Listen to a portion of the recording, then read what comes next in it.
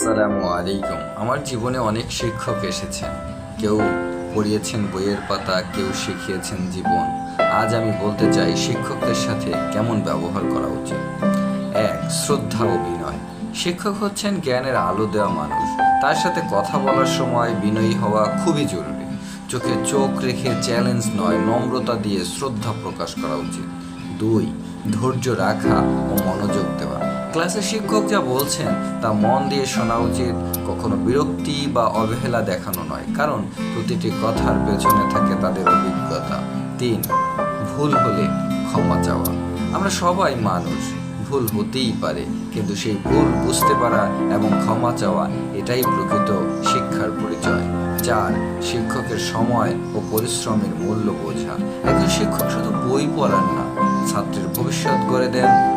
তার পরিশ্রমের প্রতি কৃতজ্ঞ থাকা উচিত আমাদের সকলে। 5. শিক্ষক মানে ভয় নয়, শ্রদ্ধা আর ভালোবাসার নাম। শিক্ষককে ভয় নয়, বরং বিশ্বাস করতে হবে।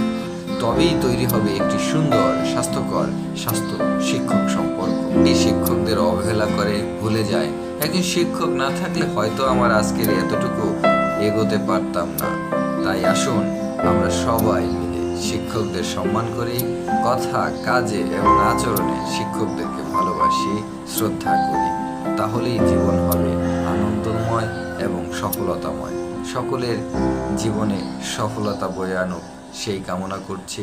পৃথিবীর সমস্ত শিক্ষকদেরকে শ্রদ্ধা জানিয়ে আজকের ভিডিও শেষ করছি। একটি অনুরোধ করছি ভিডিওটি শেয়ার করার জন্য এবং ভালো লাগলে একটি লাইক অথবা কমেন্টস করার জন্য। ধন্যবাদ। আল্লাহ হাফেজ।